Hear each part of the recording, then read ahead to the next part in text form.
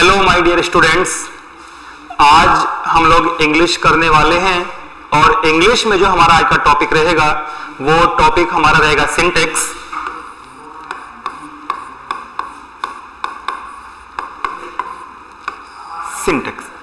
Syntax basically SSC और banking दोनों के लिए काफी इंपॉर्टेंट टॉपिक है। ओके, जो सिंटैक्स है ये एसएससी और बैंक दोनों के लिए ही काफी इंपॉर्टेंट टॉपिक होता है।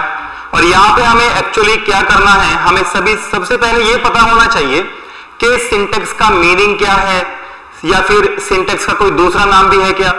तो सिंटैक्स को ही हम लोग सब्जेक्ट वर्ब एग्रीमेंट भी बोलते हैं। आई रिपीट, क्या बोलते हैं? Subject verb agreement. ओके, तो सबसे पहले हम लोग क्या करेंगे कि देखेंगे कि भाई सब्जेक्ट सिंटैक्स जो यहां पर है, सिंटैक्स को क्या बोलते हैं। तो सिंटैक्स बेसिकली क्या होता है, सिंटैक्स का एक मीनिंग होता है जिसे हम कहते हैं सेंटेंस फॉर्मेशन। क्या होता है सिंटैक्स का मीनिंग? सेंटेंस फॉर्मेशन होता है, ठीक है ना। अब सेंटेंस फॉर्मेशन का मतलब क्या हुआ, यानी कि हमें एक सेंटेंस बनाना है। सो सेंटेंस को आप किस तरह से बना सकते हो, आपको इस बात का ध्यान रखना होता है, ठीक है। सबसे पहली बात, किसी भी सेंटेंस को बनाने के लिए हमें तीन चीजों की जरूरत होती है। वो तीन पार्ट आपके सेंटेंस के कौन कौन से होते हैं? फर्स्ट पार्ट आपका होता है सब्जेक्ट, सेकंड होता है वर्ब और थर्ड होता है object.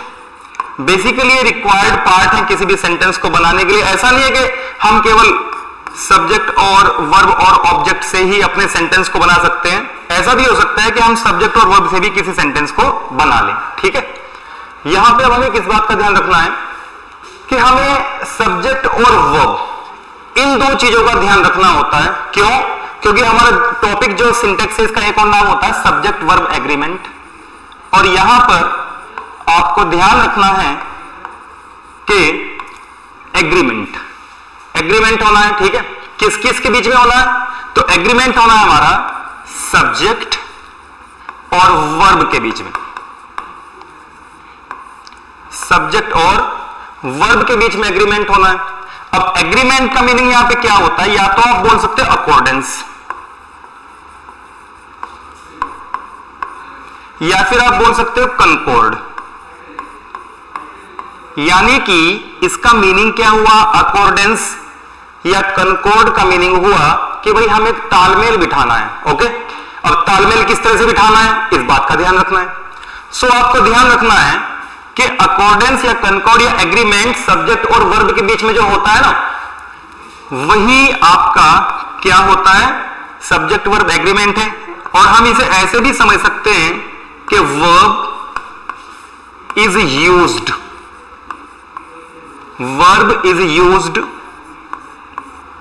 according to the subject of sentence।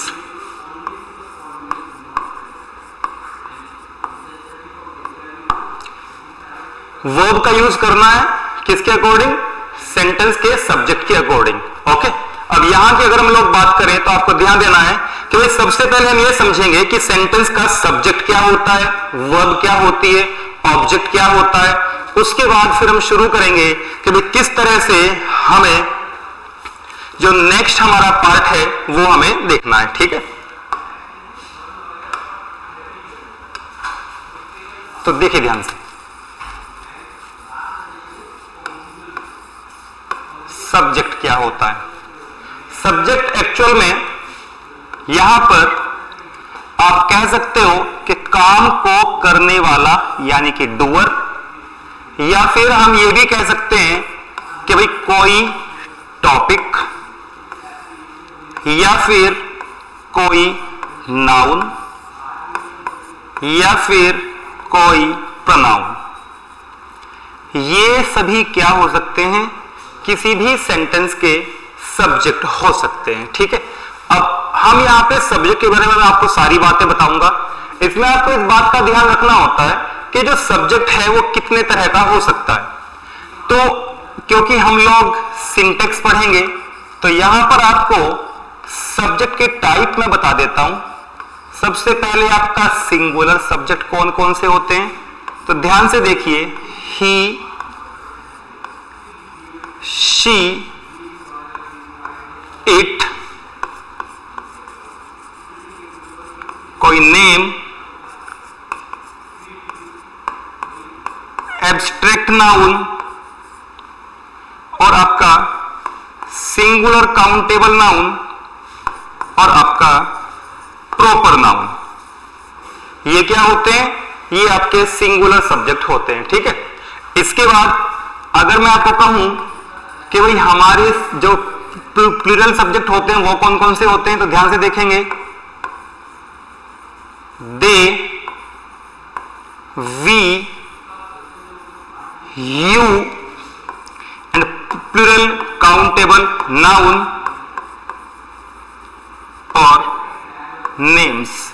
ये आपके कैसे नाउन होंगे या सब्जेक्ट होंगे, प्लूरल होंगे। ठीक है, इसके बाद कुछ ऐसे भी हमारे पास सब्जेक्ट होते हैं जो दोनों सब्जेक्ट की तरह काम करते हैं। अब ऐसे कौन से सब्जेक्ट होते हैं जो दोनों सब्जेक्ट की तरह काम करेंगे, सिंगुलर भी होगा और प्लूरल भी होगा। तो सबसे पहले आई के बारे में आप लोगों ने सुना होगा।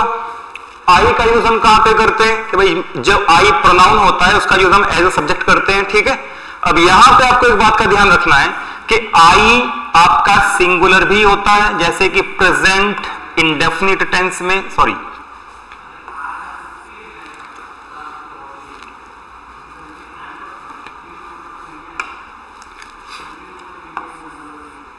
पास्ट कॉन्टिन्यूअस टेंस में सिंगुलर होता है,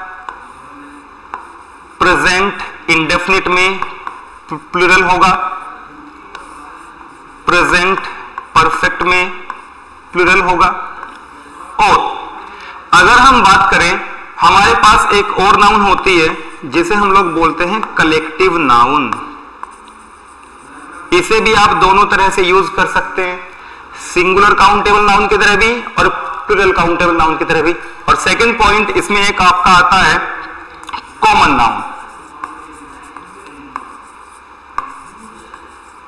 कॉमन नाउन का यूज हम दोनों तरह से कर सकते हैं। तो यहां से हमने क्या सीखा, सबसे पहली बात कि सब्जेक्ट हमारा जो होता है वो क्या होता है, किसी भी सेंटेंस को, काम को करने वाला। सेंटेंस में जो भी किसी काम को करता है उसे हम क्या बोलते हैं, सब्जेक्ट बोलते हैं। उसे आप डूअर बोल सकते हो। कोई टॉपिक आपके सेंटेंस का सब्जेक्ट हो सकता है, नाउन आपके सेंटेंस का सब्जेक्ट हो सकता है, प्रोनाउन आपके सेंटेंस का सब्जेक्ट हो सकता है। ठीक है, फिर हमने यहां से देखा कि भाई सिंगुलर सब्जेक्ट कौन कौन से होते हैं, प्लूरल कौन कौन से होते हैं और दोनों कौन कौन से होते हैं।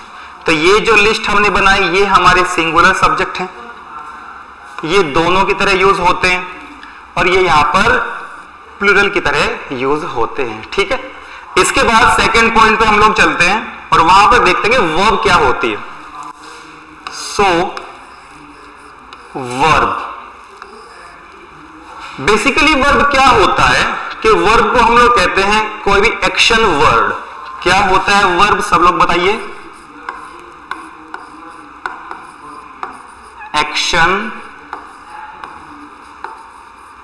वर्ड, एक्शन वर्ड को वर्ब बोला जाता है बेसिकली। लेकिन जब हम सिंटेक्स की बात करते हैं तो सिंटेक्स में हमारे पास दो तरह की वर्ब का यूज होगा। एक है आपकी helping verb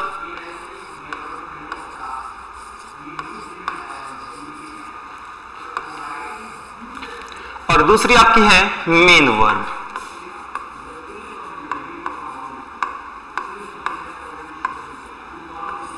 okay, helping verb और main verb.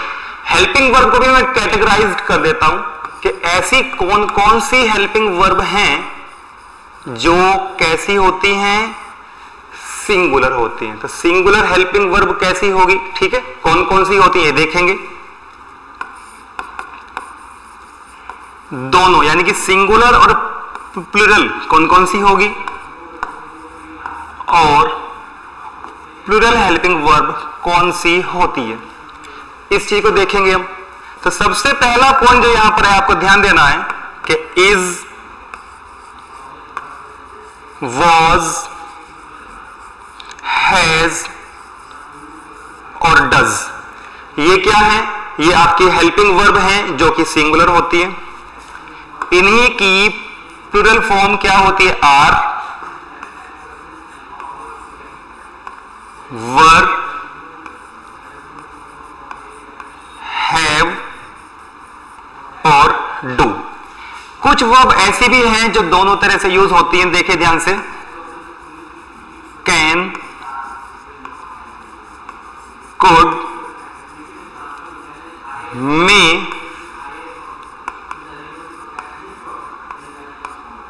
Might,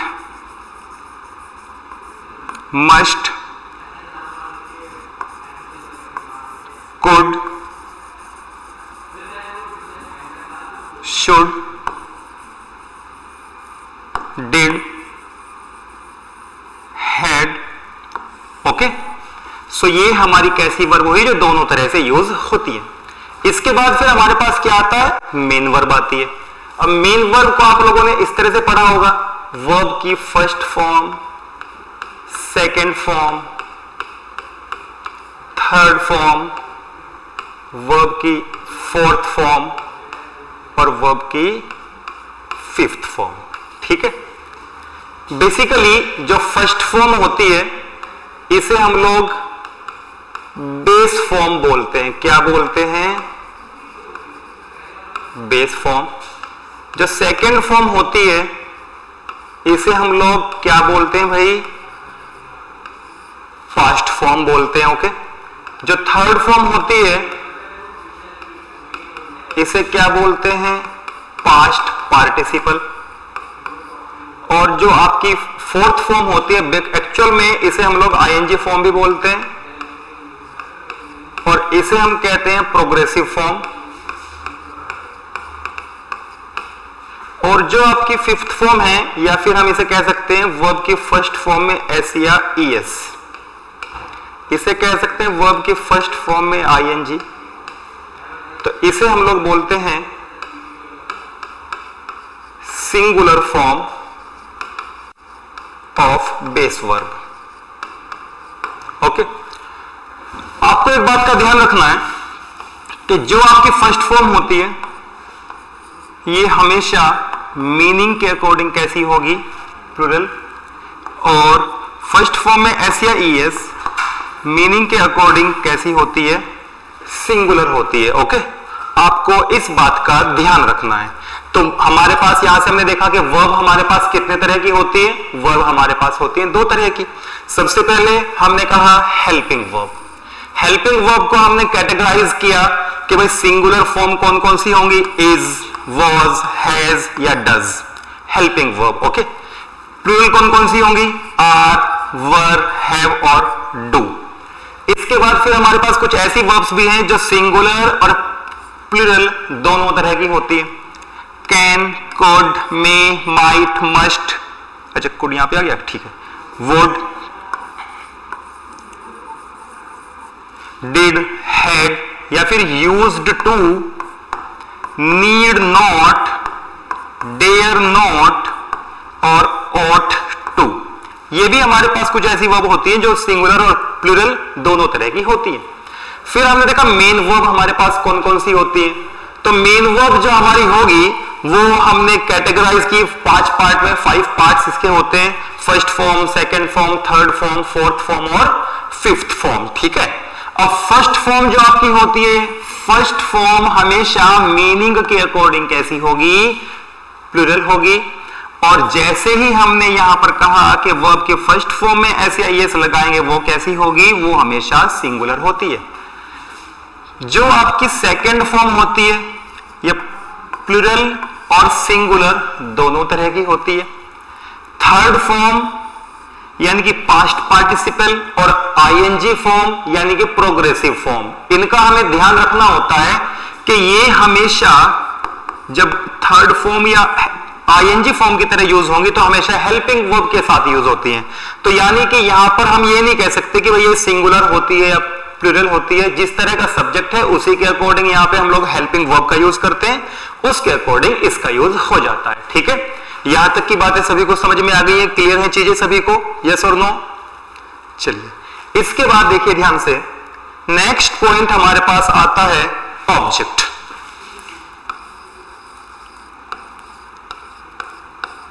object actual में ऑब्जेक्ट क्या होता है, क्या कहते हैं ऑब्जेक्ट को?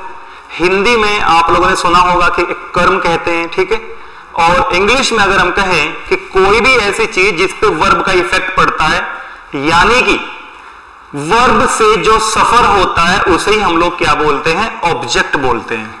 तो हम ये भी कह सकते हैं कि जो आपका सफरर होता है वो सफरर ही क्या होता है?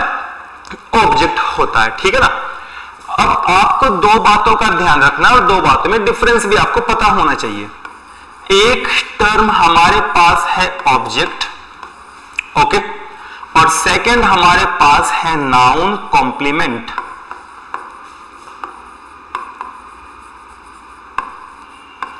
या फिर इसी नाउन कॉम्प्लीमेंट को हम क्या कह सकते हैं? सब्जेक्ट कॉम्प्लीमेंट भी बोल सकते हैं, ओके। अब आपको ध्यान रखना है कि ऑब्जेक्ट क्या होता है? Affected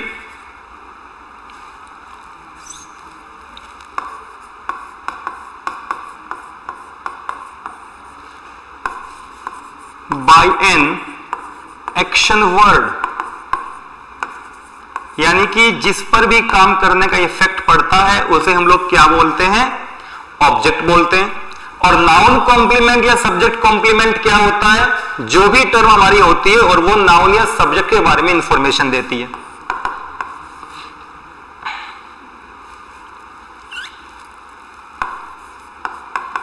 gives information about the subject of sentence. तो जो भी ऐसी टर्म होती है कि सेंटेंस के सब्जेक्ट के बारे में इंफॉर्मेशन देती है उसे हम क्या बोलते हैं? नाउन कॉम्प्लीमेंट या सब्जेक्ट कॉम्प्लीमेंट कहते हैं। और जिस पर वर्ब का इफेक्ट पड़ता है उसे हम क्या बोलते हैं? उसे हम ऑब्जेक्ट बोलते हैं। दो छोटे छोटे सेंटेंस भी देख लीजिए इन दोनों में डिफरेंस क्रिएट करने के लिए। अगर मैं आपको यह कहूं कि आई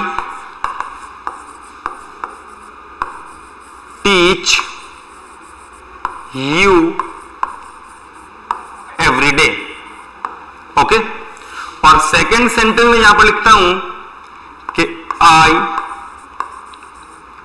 एम योर टीचर। सो यहां पे आपने देखा कि पढ़ाने का काम हो रहा है, टीचिंग का काम हो रहा है। ये किसे पढ़ाया जा रहा है? आपको। तो इस एक्शन का इफेक्ट किसे पड़ रहा है? आप पर। तो आप यहां पर यू क्या हुआ? ऑब्जेक्ट, ठीक है। सेकेंड पॉइंट फिर मैंने कहा I am your teacher. So who is your teacher? I. So जो टीचर वर्ड यहां पर है वो किसके बारे में इंफॉर्मेशन दे रहा है? सेंटेंस के सब्जेक्ट के बारे में इंफॉर्मेशन दे रहा है, ठीक है। और अगर ये सेंटेंस के सब्जेक्ट के बारे में इंफॉर्मेशन दे रहा है तो इसका मीनिंग क्या हुआ? कि ये क्या हुआ? आपका नाउन कॉम्प्लीमेंट हुआ। यहां तक की बातें सभी को क्लियर हो गई। चलिए अब हम लोग सिंटेक्स के बेसिक पार्ट पे आते हैं। आपको दो बातों का ध्यान रखना है, नाउन या सब्जेक्ट या टॉपिक या डूअर और वर्ब जनरली हमें किस तरह से पहचानना है? सो जनरली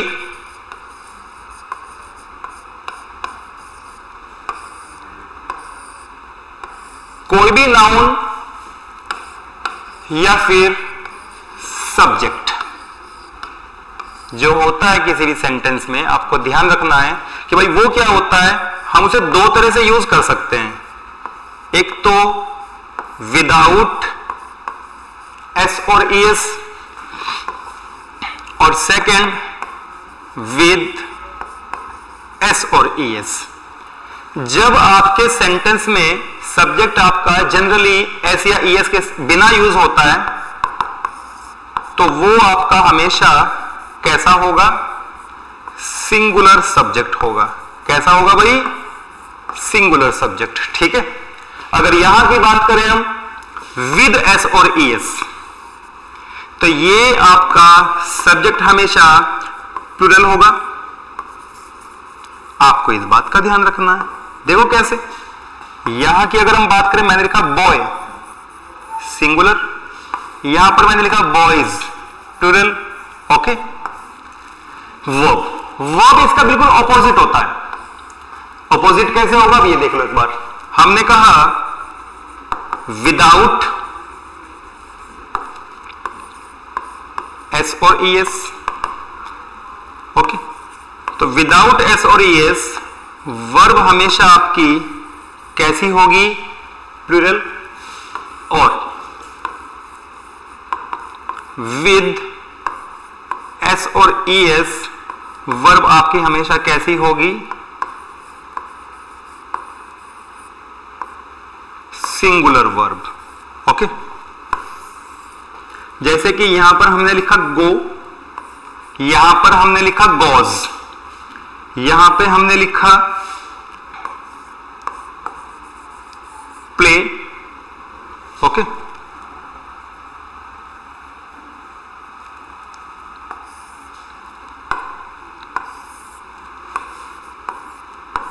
यहां पर हमने लिखा प्ले और यहां पर लिखा प्लेज।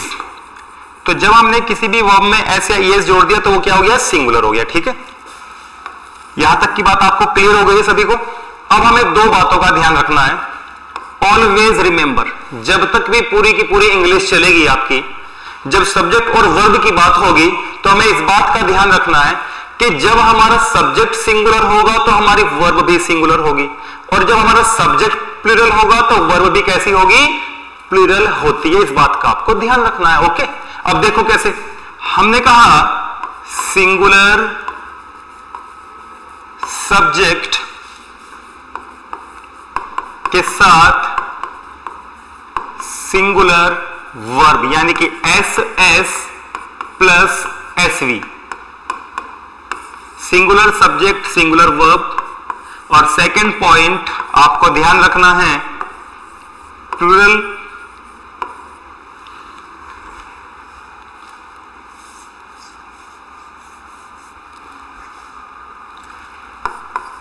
प्लूरल सब्जेक्ट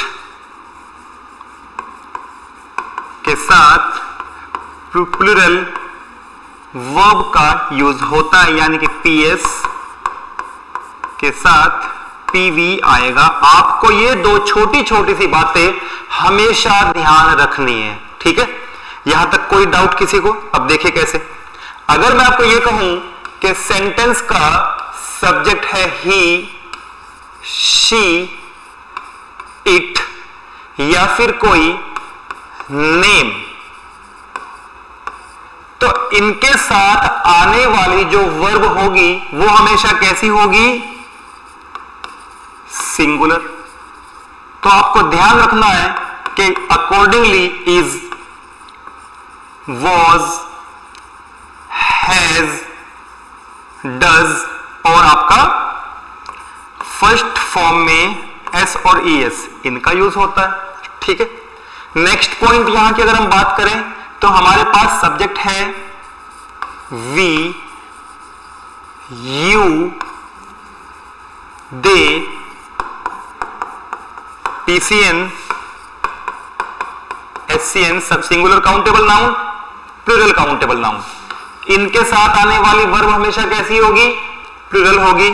ठीक है, तो यानी कि यहां पर हम हमेशा डू, आर, वर, हैव या वर्ब की फर्स्ट फॉर्म इस तरह से यूज करते हैं। और कुछ वर्ब्स मैंने आप लोगों को स्टार्टिंग में बताई कि वो दोनों तरह से यूज हो जाती है, सिंगुलर के साथ भी और प्लूरल के साथ भी। ठीक है, तो एक बेसिक छोटी सी बात थी जो हमने सिंटेक्स के बारे में पढ़ी।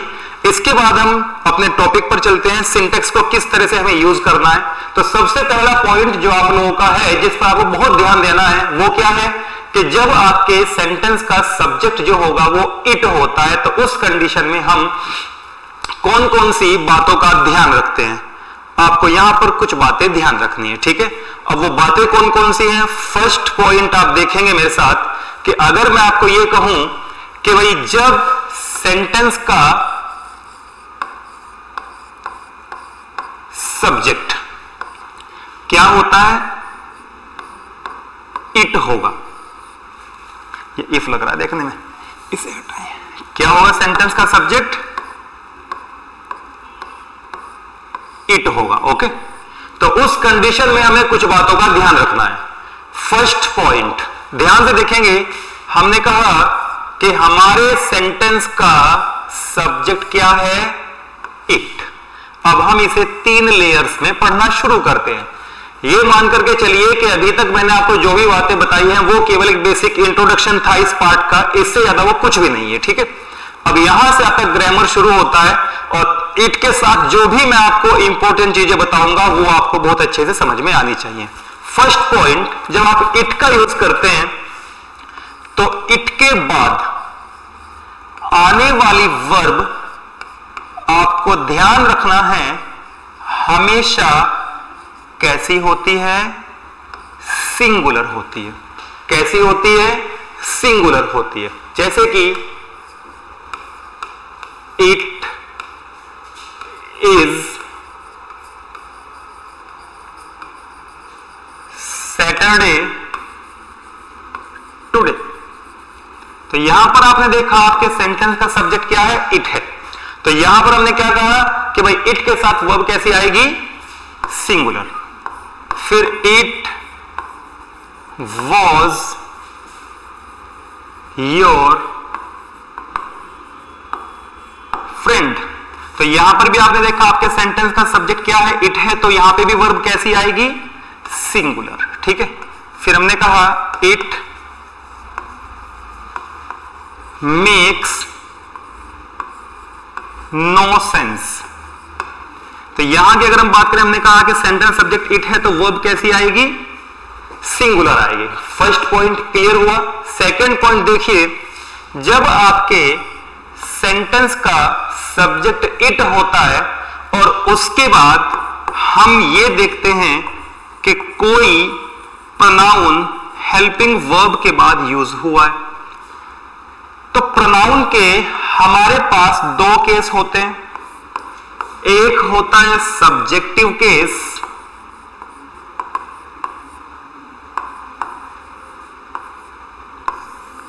और दूसरा होता है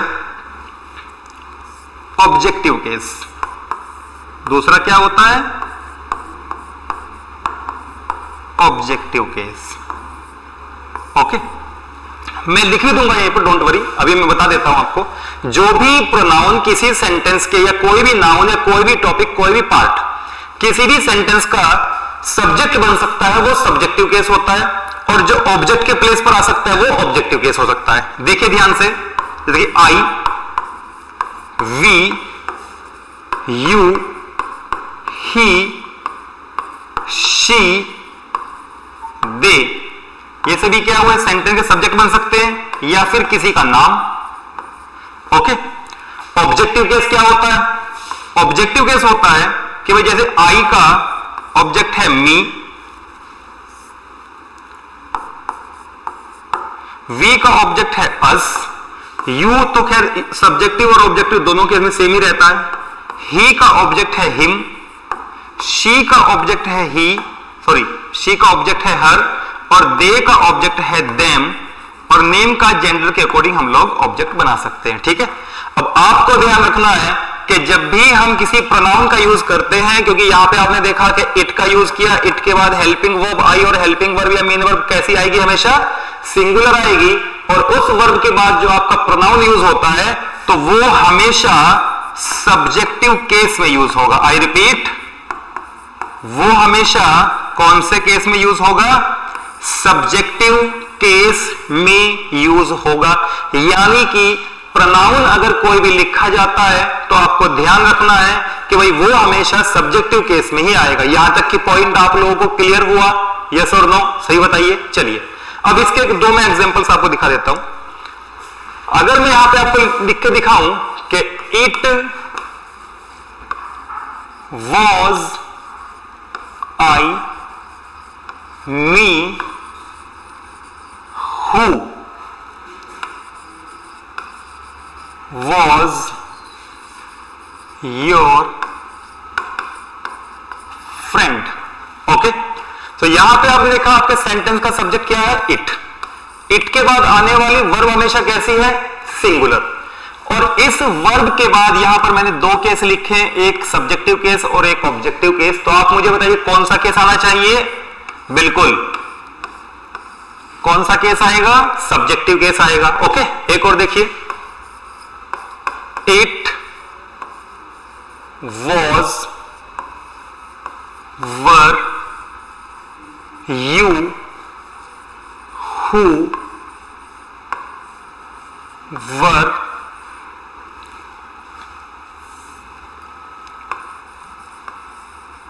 were,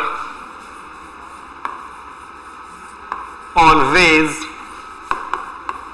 with me। ओके, तो अगर मैं इस सेंटेंस की बात करूं, यहां पे आपने देखा कि आपके सेंटेंस का सब्जेक्ट क्या है? इट। इट के बाद वर्ब हमेशा कैसे आना चाहिए? वॉज। क्या नहीं आएगा? आपको एक बात का और ध्यान रखना है कि आपको ये नहीं सोचना है कि भाई यहां पे तो यू आया हुआ है तो इस यू के अकॉर्डिंग हम वर्ब यूज करें। नहीं, आपको पता है कि सेंटेंस का सब्जेक्ट फिलहाल क्या है? आई है, सॉरी इट है, तो इट के अकॉर्डिंग हम लोग यहां पे किसका यूज करेंगे?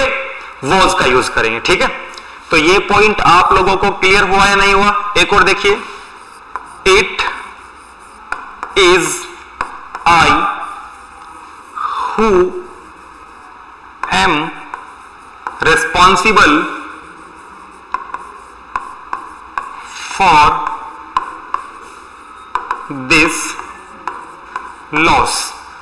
तो अगर हम यहां की बात करें, आपके सेंटेंस का सब्जेक्ट क्या है? इट, और इट के बाद आपने देखा कि वर्ब कैसे है? सिंगुलर, और केस हमेशा कैसा आया है? Subjective case. ओके, तो आपने यहां से दो बातें सीख चुके हो आप। सबसे पहली बात, जब इट आपके सेंटेंस का सब्जेक्ट होगा तो उस कंडीशन में, जब इट सेंटेंस का सब्जेक्ट होगा तो उस कंडीशन में वर्ब हमेशा कैसी आएगी? सिंगुलर आएगी। सेकंड पॉइंट, जब भी हम किसी प्रोनाउन का यूज करते हैं तो वो प्रोनाउन हमेशा वहां पे क्या आएगा? सब्जेक्टिव केस में आएगा। कभी कभी आप लोगों ने ऐसे लिखा हुआ देखा होगा, इट्स मी। ठीक है, कि बाइक के ऊपर ऐसे चिपका हुआ है इट्स मी। तो इस तरह की बातें जो होती है वो ग्रामर के अकॉर्डिंग गलत हैं, क्योंकि आपने देखा कि ये इट यहां पे सेंटेंस सब्जेक्ट है और मी आपका क्या है? ऑब्जेक्टिव केस है। तो यहां पे हमें मी का नहीं बल्कि आई का यूज करना है। ओके, तो दो बातें हमने पढ़ी, किसके बारे में? इट के बारे में। एक थर्ड बात हम और सीखेंगे, उसे भी देख लीजिए। अभी तक मैंने आपको ये बताया थर्ड पॉइंट को शुरू करने से पहले कि जैसे ही हम लोगों ने इट का यूज किया, इट के बाद जो भी आपकी बी वर्ब होगी या कोई भी वर्ब हो, वो वर्ब हमेशा कैसी आएगी? सिंगुलर आएगी। इसके बाद जो आपका प्रोनाउन आएगा वो प्रोनाउन हमेशा कैसा आएगा? सब्जेक्टिव केस में आएगा। ठीक है, और फिर इसके बाद हमने देखा कि कभी कभी क्या होता है कि हम किसी रिलेटिव प्रोनाउन का यूज करते हैं। जैसे अभी आप लास्ट सेंटेंस में हम लोगों ने हु का यूज किया था, रिलेटिव प्रोनाउन। रिलेटिव प्रोनाउन जैसे कि हु सेंटेंस के बीच में आ जाए, व्हाट, दैट। ठीक है, इस तरह के टर्म जो सेंटेंस के बीच में आ जाते हैं तो उन्हें हम क्या बोलते हैं? इन्हें हम बोलते हैं रिलेटिव प्रोनाउन। ओके, और आपने यहां पर देखा कि यहां पर एक वर्ब लिखी हुई है, तो तीन बातों का बेसिकली हमें ध्यान रखना है। इट होगा तो वर्ब किस तरह की आएगी? इट सेंटेंस का सब्जेक्ट है तो आपका प्रोनाउन किस तरह का आएगा? और रिलेटिव प्रोनाउन अगर लिखा हुआ है तो रिलेटिव प्रोनाउन के बाद, आई रिपीट, रिलेटिव प्रोनाउन के बाद आने वाली जो वर्ब होगी वो वर्ब हमेशा इस सब्जेक्ट के अकॉर्डिंग आती है, अकॉर्डिंग टू दिस सब्जेक्ट जो यहां पे लिखा हुआ होता है। ठीक है, आपको ध्यान रखना है। किस तरह से? एक सेंटेंस देखिए, हमने कहा it is I who is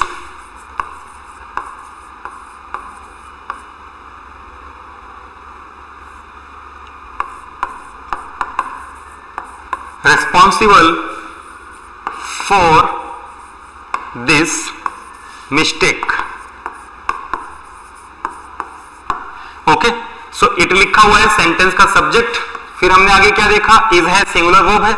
फिर आगे देखा हमने आई है, सब्जेक्टिव कहते बिल्कुल सही है। फिर हमने यहां पर देखा हु यानी कि रिलेटिव प्रोनाउन है। क्या है ये? Relative pronoun. और इसके बाद ध्यान से देखिए आप, इसके बाद ध्यान से देखिए, क्या हमने यहां पर इस रिलेटिव प्रोनाउन से पहले आने वाले टर्म के अकॉर्डिंग सब्जेक्ट का वो वर्ब का यूज किया है? नहीं ना। तो वर्ब हमेशा किसके अकॉर्डिंग आएगी? आई के अकॉर्डिंग आएगी। तो यहां पे इज नहीं आएगा, बल्कि किसका यूज किया जाएगा? एम का यूज किया जाएगा। तो इट के दो चार बातें जो हम लोगों ने अभी तक सीखी, ये आप लोगों को समझ में आई या नहीं आई? ठीक है, आ गई है। चलिए तो आगे बढ़ते हैं नेक्स्ट पार्ट पर। इट के बारे में हम लोगों ने 3 बातें सीखी है, तीनों बातें आप लोगों को समझ आ गई। ठीक है, इसके बाद सेकेंड पॉइंट जो हमारा यहां पे आता है, उसे हमें देखना है कि भाई हम किस तरह से चीजों को समझ सकते हैं। ओके, फर्स्ट पॉइंट हमारा यहां पर रहता है कि हमने क्या देखा, हमारे पास कोई सब्जेक्ट है। क्या है? हमारे पास कोई सब्जेक्ट। फिर हमने यहां पर देखा कि हमारे पास यहां पर भी क्या है? कोई सब्जेक्ट है। ठीक है, तो जब हमें 2 सब्जेक्ट लिखे हुए दिखाई दे रहे हैं, इसे मैंने नाम दिया फर्स्ट सब्जेक्ट और इसे हमने नाम दिया सेकंड सब्जेक्ट। और जब भी ये 2 सब्जेक्ट आपको लगे कि दोनों के दोनों जुड़े हुए हैं, और जुड़े हुए किससे हैं? कुछ मैं आपको टर्म्स बता देता हूं। With,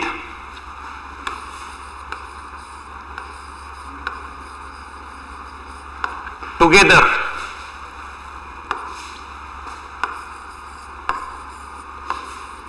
together with,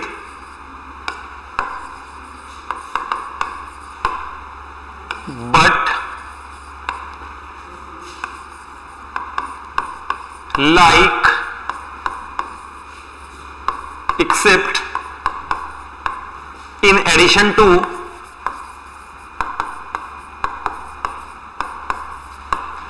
accompanied by,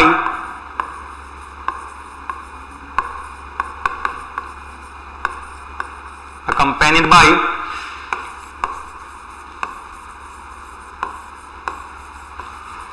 rather than, and not,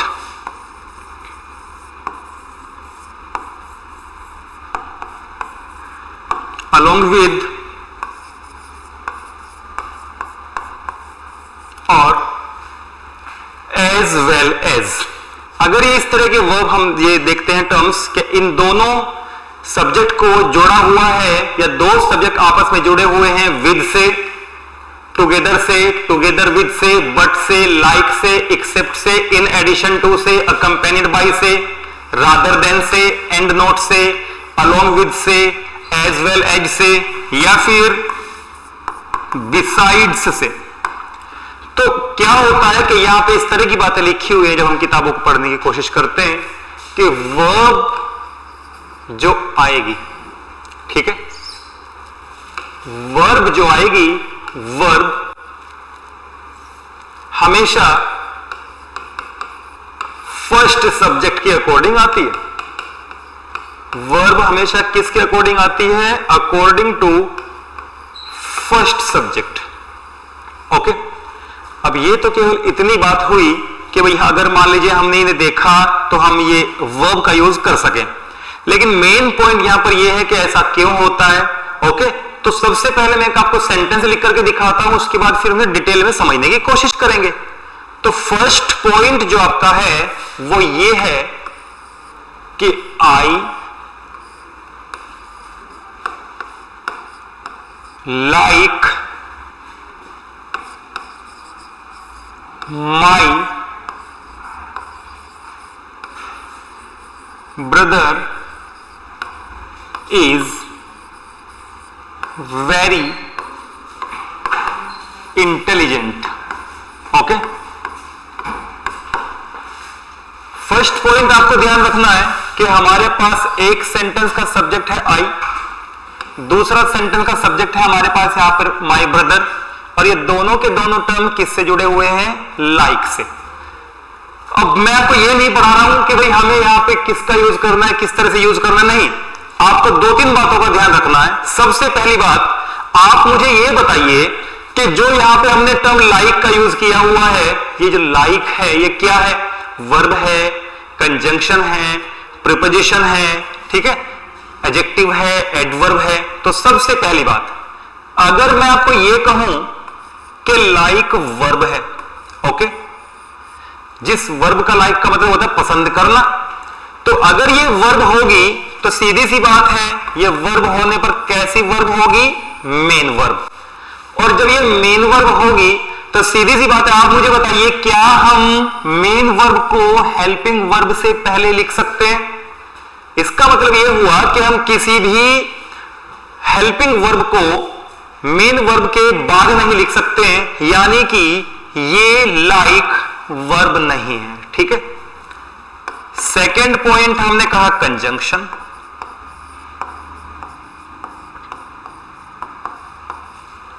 तो लाइक जो है, लाइक आपको पता है कि कंजंक्शन की तरह भी यूज नहीं होता है, ठीक है। लाइक कंजंक्शन की तरह यूज नहीं होता है, लाइक के प्लेस पर हमेशा एज का यूज किया जाता है, तो यानी कि कंजंक्शन भी नहीं है। सेकेंड पॉइंट, अब अगर मैं यहां की बात करूं तो थर्ड पॉइंट को समझाने से पहले मैं इसकी एक सिंपलर फॉर्म लिखना चाहूंगा जो आपको बता देता हूं, ठीक है। तो आई सेंटेंस का फर्स्ट सब्जेक्ट है, फिर इसके बाद उधर देखो ध्यान से, पहले मैं इसका आंसर आपको बता दूं, आई के बाद यहां पर फर्स्ट टर्म के अकॉर्डिंग आंसर क्या आना चाहिए? एम। तो एक्चुअल में जो बेसिक तरीका होता है सेंटेंस को लिखने का वो ऐसे होता है, आई एम वेरी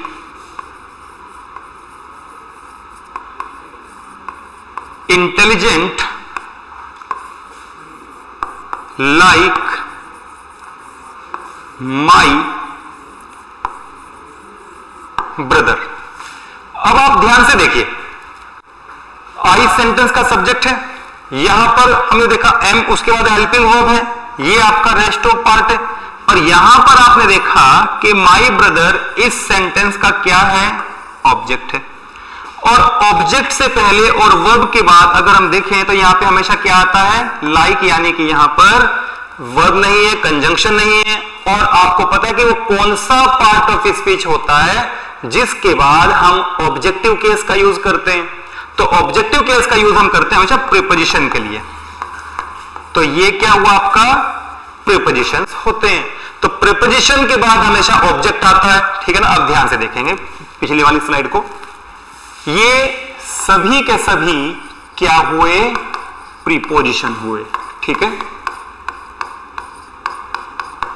ये प्रीपोजिशन है, और जब ये प्रीपोजिशन है तो सीधी सी बात है जो इनके बाद ये सेकंड सब्जेक्ट लिखा होता है, एक्चुअल में ये किसी भी सेंटेंस में जो लिखा होता है किस सेंस में होता है? ऑब्जेक्ट के सेंस में होता है। तो केवल आपके पास सब्जेक्ट कौन सा बचा? पहले वाला बचा। तो सब्जेक्ट आपके पास ये होता है, सब्जेक्ट आपके पास ये हुआ, प्रीपोजिशन से जुड़ा हुआ है, ऑब्जेक्ट आगे लिखा हुआ है, तो इसका मीनिंग क्या निकलेगा? यहां पर इसका मीनिंग ये निकलेगा कि ये ऑब्जेक्ट है, और आपको पता है कि ऑब्जेक्ट के अकॉर्डिंग हम वर्ब का यूज नहीं करते हैं, सब्जेक्ट के अकॉर्डिंग हमेशा वर्ब का यूज होता है। तो इसीलिए जो आपका फर्स्ट सब्जेक्ट होता है उसी के अकॉर्डिंग हम वर्ब का यूज करते हैं, ठीक है। यहां तक की बात समझ आई आपको? देखिए कुछ एग्जांपल्स कर लेते हैं। हमने कहा Ramesh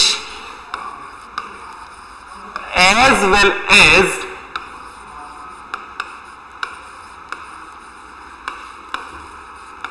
his parents has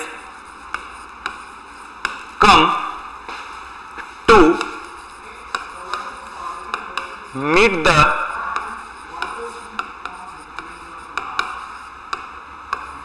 principal of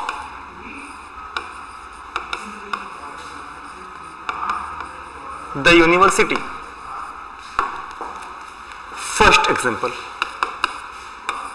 Second, they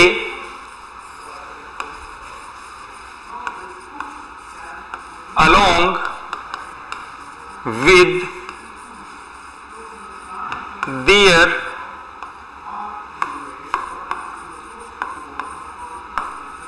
instructor has reached. Okay, third sentence हमारे पास है I besides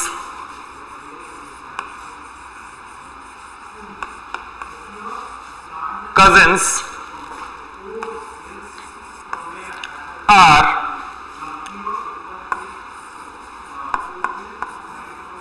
going to attend the party। Okay, और फिर एक सेंटेंस हमारे पास है ओके, और फिर हमारे पास है you as well as your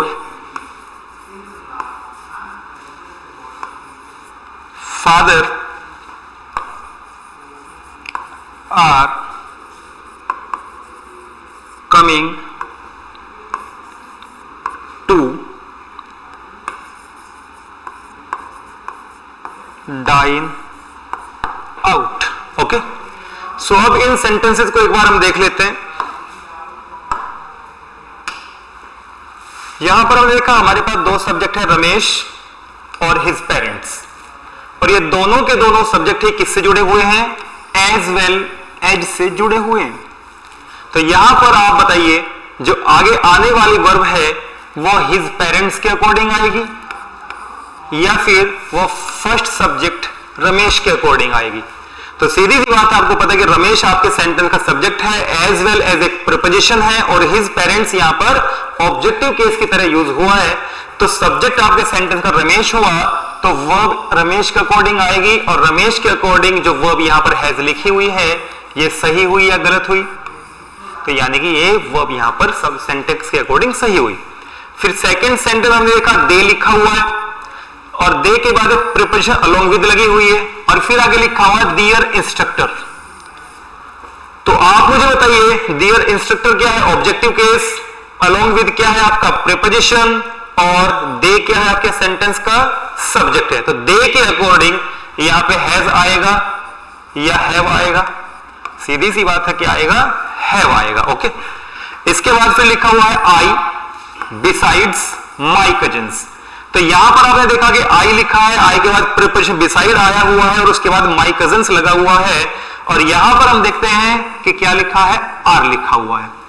आप मुझे बताइए सेंटेंस सब्जेक्ट है आई और प्रेजेंट, सिंपल प्रेजेंट की हम लोग बात कर रहे हैं, तो आई के अकॉर्डिंग हम लोग आर का यूज नहीं करते हैं, बल्कि यहां पर किसका यूज किया जाएगा? एम का यूज किया जाएगा।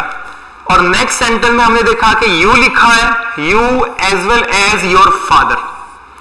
तो यू फर्स्ट सब्जेक्ट है सेंटेंस का, और यू के अकॉर्डिंग क्या है? आर आएगा, यानी कि ये क्या हुआ? ये सेंटेंस आपका बिल्कुल सही हुआ। ठीक है, चलिए इसके बाद एक छोटा सा पार्ट और देख लेते हैं, वो है इसमें नंबर ऑफ आर्टिकल्स।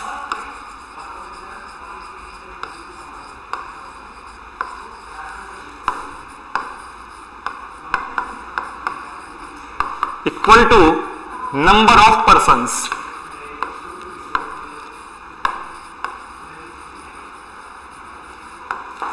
आर्टिकल्स क्या होते हैं? आर्टिकल्स बेसिकली हमारे पास तीन होते हैं, ए, एन और द। ए और एन को हम इंडेफिनिट आर्टिकल बोलते हैं, और द को हम डेफिनिट आर्टिकल बोलते हैं। ठीक है, आपको ध्यान रखना है कि जैसे मान लीजिए मैं दो टर्म यहां पे लिख के दिखाता हूं आपको, कोई भी नाउन या सेंटेंस का सब्जेक्ट है, ये एंड से जुड़ा है, और फिर से कोई नाउन है, और इस बार हमने यहां पर पहले वाले आर्टिकल के साथ किसका यूज किया है? द का यूज किया है। तो यहां पर हमने देखा कि दो नाउन हमारे पास हैं, और एक ही नाउन के साथ द का यूज किया है। इसका मतलब यह हुआ कि ये नाउन और ये नाउन दोनों की दोनों सेम है, एक ही पर्सन दोनों के लिए है। जैसे कि the manager and principal.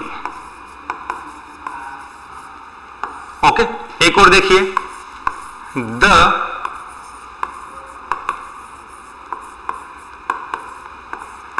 Scientist and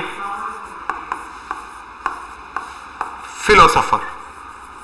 तो यहां पे दो नाउन हमारे पास हैं, यहां पर भी दो नाउन हमारे पास हैं, और यहां पर हमने क्या यूज किया है, आर्टिकल केवल एक ही बार यूज किया है। तो इसका मतलब यह हुआ कि जो मैनेजर है वही प्रिंसिपल है, जो साइंटिस्ट है वही फिलोसोफर है, क्योंकि आर्टिकल एक है। यहां पे ए या एन भी हो सकता है अकॉर्डिंगली, ठीक है ना। तो इस कंडीशन में जो आपकी वर्ब आएगी वो वर्ब हमेशा कैसी आती है, सिंगुलर वर्ब आएगी, ठीक है। सेकेंड फेज में अगर हम देखें तो आपको ऐसे मिल सकता है कि कोई नाउन लिखा हुआ है, नाउन के बाद एंड लिखा है, और उसके बाद फिर से नाउन लिखा हुआ है। इस नाउन से पहले भी ए एन या द लगा हुआ है, इस नाउन से पहले भी ए एन या द लगा हुआ है, ठीक है। तो यहां पे जैसे हमने देखा कि दो बार दोनों आर्टिकल के साथ अलग अलग बार क्या यूज हुआ है, आर्टिकल का यूज हुआ है दोनों नाउन के साथ। तो इस बार ये दोनों के दोनों नाउन अलग अलग हुए, जैसे कि the principal and the manager.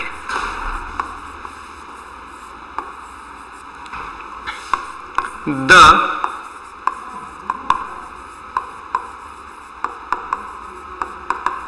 Prime minister and the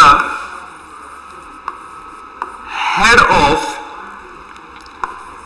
atomic energy department.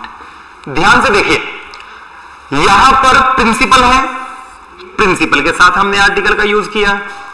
यहां पर मैनेजर है, मैनेजर के साथ हमने आर्टिकल का यूज किया है।